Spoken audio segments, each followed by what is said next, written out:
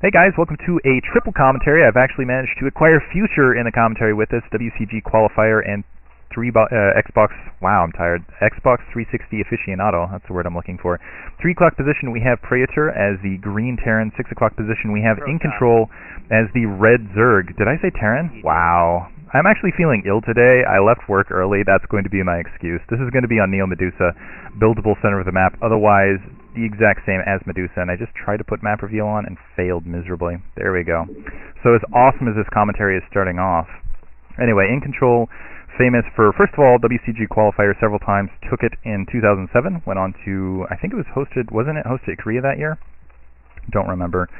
You could see him on WCG Ultimate Gamer, went pretty far in that, and he's going up against Praetor, who I think is a pretty good combination for him, because Incontrol is really creative. I really like watching him play. He's just really fun on all the replays. He's got really creative style, and really known for just really keeping his opponents off balance, just throwing attacks here and there, really good with counterattacks. He's just exciting to watch, I think. And gretorp is kind of the same style of player, I think, at least when I've seen him play in the past. Praetor, he's been pretty good about just throwing a lot of counterattacks across multiple positions, doing multiple storm drops at multiple locations, things like that. We've seen him a lot in Yankee League. Back when we did Yankee League a lot, he would play a lot as well for Team Light. And another thing about Incontrol that some of you may not know is he was in the WCG Ultimate Gamer. So I don't know if anybody's gone to Hulu.com and looked up WCG Ultimate Gamer, but he was a contestant on that show, and that show is actually drawing to a close if it hasn't already ended. So go check that out as well. Actually, right now, we're having the WCG US Open Invitational going on right now between Incontrol and G5 and Louder and Machine over in New York. So best of luck to all those fellas over there. And we can see that we got the spawning pool, we got the Zerg, we got Incontrol mining gas. He's probably going to go for faster speedling, and he might try to do a run by here. His Overlord just now getting to the natural. Going to see that the cannons are just not going up. He might be able to get the lings there in time. Speed is going. He's making another egg for Zerglings, so he's going to have 8 Zerglings. So we could be seeing a run by Praetor, putting down the 2 cannons. Going to be safe from this, I believe, unless the run by actually gets by him for some reason. The cannons don't kill any Zerglings. But Rich, your thoughts on positioning for Praetor right now? Future, sorry. Well, he's going to have...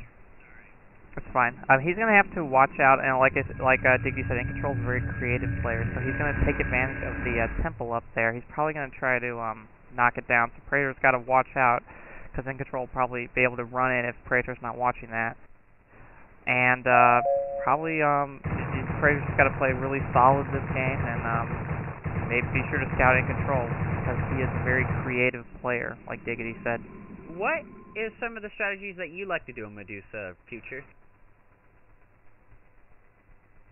Well, sometimes with that first attack, if Praetor decides to move out with Speed Seal and Archon, that temple is really good to knock down if given the opportunity, because the Zerg has to choose whether to defend in the back or the front, or they usually defend both ways, so they're going to be weak in one spot. It just keeps them really off balance, and if you can see, if there's an opening, you can strike and take it, do really heavy damage to the Zerg early on. Looks like those temples are starting to get worked down. It's going to be quite some time because those are stacked. Usually you want to use a splash damage unit to knock them down, but as long as these Zerglings aren't going for the run by, they might as well be there. A couple of them freaking out, running back and forth. Doesn't look like Praetor's really spotted this out. This has been a really effective strategy overall for a lot of Zerg players. I think simply because it's difficult to block the run by and check out that temple wall. Looks like a pylon is going up to that northern position, so I think he's going to spot this off. I think that probe already can see all those Zerglings milling outside. And I have to say, I really liked what Praetor did earlier. He just kind of hid that probe down beneath to just try to keep a good eye on what Incontrol is doing. Unfortunately, now he is almost entirely contained. The advantage is there's a lot of Zerglings that were not drones, and it looks like they are going to be mostly ineffective because I think that cannon's going to warp in before they get anywhere near taking that temple down. Looks like Incontrol putting down 2 quick hatcheries to try to catch up economically. Another thing Praetor did... Don't really like what Praetor's... Well, go ahead, Bionic. It's just what you were pointing out, Future. I like how he pulled probes because he saw that Incontrol was building a lot of Zerglings, but I'm sure you're just going to mention he probably should send them back to mining now. Yes, I was going to say that. He needed 2 at the most to block that. He had 3 cannons already up there, and he sees where Incontrol's Zerglings are. So he just it was unfortunate that he wasted so much mining time blocking something that he did not need to block so heavily. Yeah, I definitely agree with you there. He wasn't sure where the Zerglings were, so he did the right thing pulling that many probes. But once you said, like you said, once the third cannon came in, he could have pulled all but 2 of them, and he would have been just fine. So now, again, like you said, lost mining time. Incontrol going to be able to catch up just a little bit because all he's been doing ever since he built all those Zerglings is just pump drones. Drone. Trying to catch up in terms of econ. And now we'll see if he might try to cut drones to go for a quick Hydra or Spire for Mutalisks, and we'll see what he goes with that. I've got to assume he's going Spire either way. He hasn't put down that Hydrosten off that layer. I really like what gretorp did. Again, somehow he managed to sneak another probe in to see that layer morphing in. I think he realized, or what did I say? Gretorp. Shame on me. Did I say gretorp? Okay, never mind. We just did that last game, actually, and this is bad commentary. I feel bad. Looks like we might see a Bisu build on the other edge, because we do have a Citadel of Adun going down, as well as a Stargate. Could also, again, transition to that +1 speed Zealot with the Archon to support. That tends to be the popular thing to do. We'll see if additional gateways go down momentarily. But Incontrol is actually in a pretty good position. He's already got that Spire morphing in, and I don't see any... He's already got those 3 cannons on the front door, and it's really going to come down to scouting. I think he might just be a little bit ahead if he can produce a lot of them, and with the combination of a lot of Zerglings with those Mutalisks, he could very well take down that front door. You know, another thing that Incontrol could do is use the Mutalisks, pick off the 1 cannon above the temple, take down the temple, because there's only like 3 or 4 left, take down that temple, and then run his army in through the back side where Praetor is really not going to have that much defenses.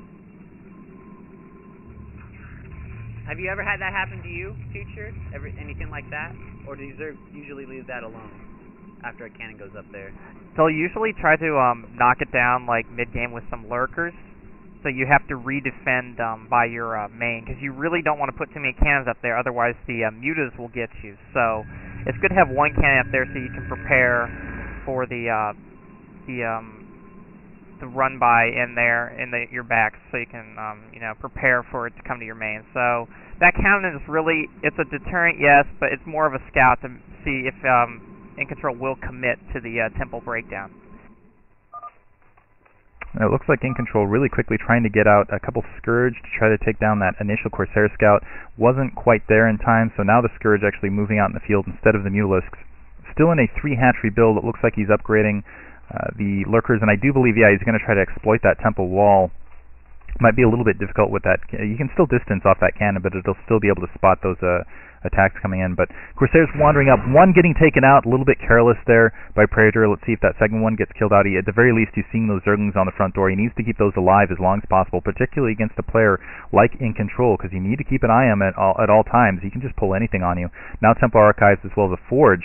And a lot of Zealots on the front door. Doesn't look like they're moving out. Might be waiting for Weapons 1 here. Incontrol in the meantime going to try to take that 9 o'clock position off these 3 bases. And he's playing a little bit more of it looks like he's playing a little bit more of an economy game here, getting that level 1 weapons, level 1 carapace, mostly going for just a containment here. And I don't know if I like containments on this map in particular, just because you do have that mineral only behind your base, and with a lot of High Templar, it looks like Psystorm now upgrading, with a lot of High Templar and things like that, it can be really devastating. gretorp moving out, actually. Looks like he managed to sneak a couple of Zealots through. Doesn't have... I did it again. Praetor going to move out. It looks like he's going to move towards that 9 o'clock position. Incontrol could have a lot of difficulty defending that, but critically, he does not have any obs to really spot those Lurkers out in the field, and he doesn't really have good unit composition to deal with those Lurkers here. Just all Zealots, and Zealots just get destroyed by Lurkers. Yeah, those Lurkers are doing a great Praetor. job taking down that temple. Cough. And actually, actually, when you said that the Zealots are waiting for +1, they were actually still waiting for their leg speed upgrade. And I was ready about to mention, like, if Praetor, now you got me doing it. If Praetor didn't move out as soon as he was going to get I'm not the only one. And he actually moved out just at the right time, just as those Lurkers got there. He got those Zealots out of. That's the worst feeling in the world as a Protoss player, when you got this huge badass army, and then you move out, and there's Lurkers everywhere, and you have no obs yet. So Praetor moved out at the right time, and he's going to prevent the Zerg from getting into a good position. He actually killed off a couple of Lurkers with those Zealots as well, so that's going to delay Incontrol from trying to put pressure on that temple and set up a proper contain because the Protoss army is out in the field. This is going to give Praetor time to get observers and also take his mineral only on the backside. And Praetor, just one more thing I want to mention, did a great job making Incontrol cancel his expansion at the 9 o'clock. So now he has to take the time to rebuild that. So that's going to delay Incontrol from getting his third gas that much longer. So what are your thoughts now, Rich, Future? What should Praetor be doing? Should he try to just put pressure or go for a kill, or? He should try to put pressure on that top left. It is unfortunate, though, that he lost so many Corsairs early to Scourge, because now Incontrol, as you see, pretty much has map hack. He has air dominance, and he's got overlords everywhere, so Praetor can't really do much in the air. And if Incontrol's not really known for his Muta, but a Zerg could switch straight to Muta, and the Protoss really has nothing to really counter it in the main. So it was really unfortunate he lost so many Corsair early, and especially on a map like this where you only have one gas at your expo and one in your main. Gas is really important on this map. Ooh, looks like he lost that observer, but managed to do two pretty good side storms, able to wipe out that attack force that's moving out. It looks like Incontrol, realizing that he was going to be delayed in his gas, switching into more of an infantry-based build, dropped another evolution chamber. He's going to go for the triple upgrades along the side and putting down a lot of extra hatcheries. Now switching to Hive a little bit on delay. But, yeah, losing that army, there's a big unopposed Protoss force just running out in the middle of the map. I'm not sure that he's going to be able to defend that 9 o'clock position. Yeah, Incontrol's army is really small right now. He's got almost 800 minerals in the bank. He's only got 75 supply. Protoss, 112 supply. Praetor doing a really good job with his Sonic Storms there. Just decimating Incontrol's army. Doing a really good job with his macro. Using all of his gateways. And, I really don't see Praetor losing this game now. He's got his army in the field. He's going to get a lot of resources from that mineral only. He's going to be able to produce a lot more Zealots. And once he definitely gains land dominance, he'll be able to easily secure another gas expansion, which he's already doing at the 6 o'clock-ish area. And I really don't see Praetor losing this game now. He's just gaining map dominance, and Incontrol can't stop him. Yeah, Incontrol should have gone for more of a contain, but he tried to assault the temple head-on and got caught out of position, and that attack really hurt him bad this game.